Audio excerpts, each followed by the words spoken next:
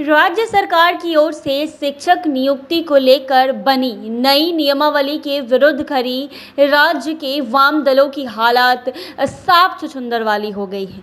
एक तरफ वाम दलों से आस लगाए तमाम नियोजित शिक्षकों का सम्मानजनक न्याय दिलाना है, तो दूसरी तरफ उस सरकार पर दबाव भी बनाना है जो वाम दल के सहयोग से चल रहा है।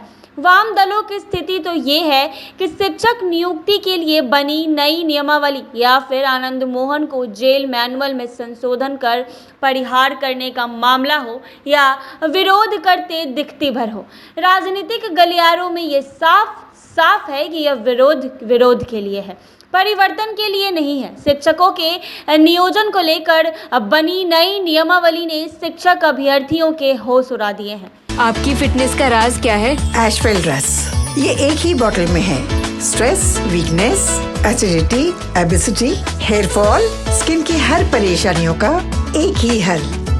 एशवेल लाइफ, डायबिटीज फ्री लाइफ।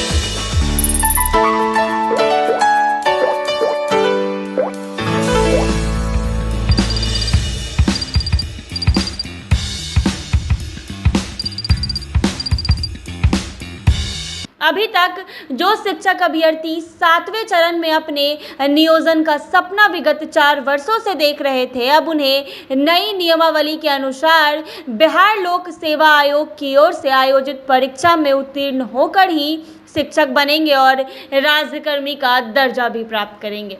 यह नई नियमावली खासकर उन नियोजित शिक्षकों की भी परेशानी बढ़ा देगी जो वर्षों से स्कूलों में अध्यापन कार्य में किया जा रहा है।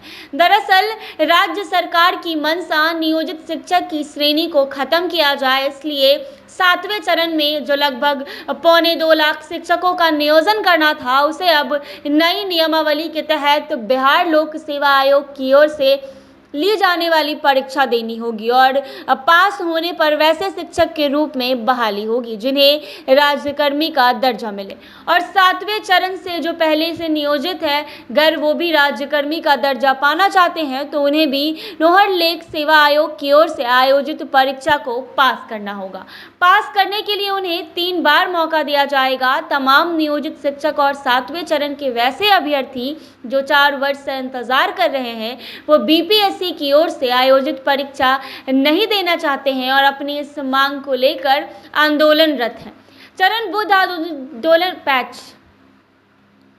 चरणबद्ध आंदोलन के तहत 1 मई को काली पट्टी बांधकर विरोध भी किया गया। नियोजित शिक्षकों की माने यह एक छलावा है। जो व्यक्ति प्रारंभिक शिक्षा बीएड और टीटीईटी परीक्षा दे चुका है, अब वो 4थी परीक्षा क्यों देगा?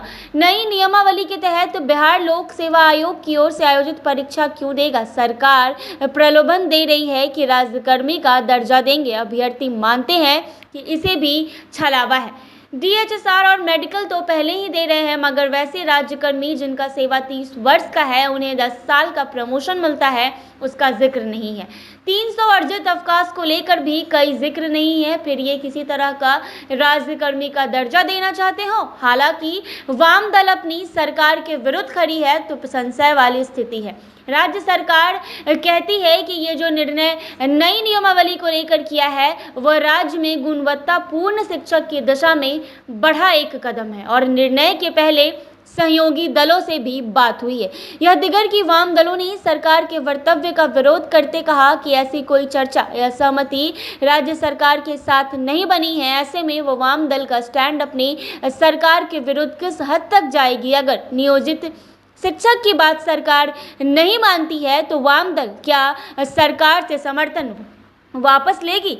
वाम दल की अब तक की राजनीति जो यूएसपी और वह दांव पर लगी है, वाम दल को आगामी लोकसभा और विधानसभा चुनाव में वर्तमान सरकार के साथ लड़ना है। जहां तक राज्य सरकार की बात है तो मुख्यमंत्री का दृढ़ निश्चय आ ही गया है। बिहार लोक सेवा आयोग अपनी तैयारी शुरू कर चुका है। वैसे में शिक्षक प्रतिनिधियों के एक बड़े वोट बैंक के साथ वाम दल खड़ी होती है या सत्ता के साथ खड़ी होकर अपना ओड़ा बढ़ाना चाहती है? वाम दल के साथ यह एक कठिन समय तो है, खासकर तब जब राज्य के मुख्यमंत्री ने उनके सहमति की बात स्वीकार कर ली है।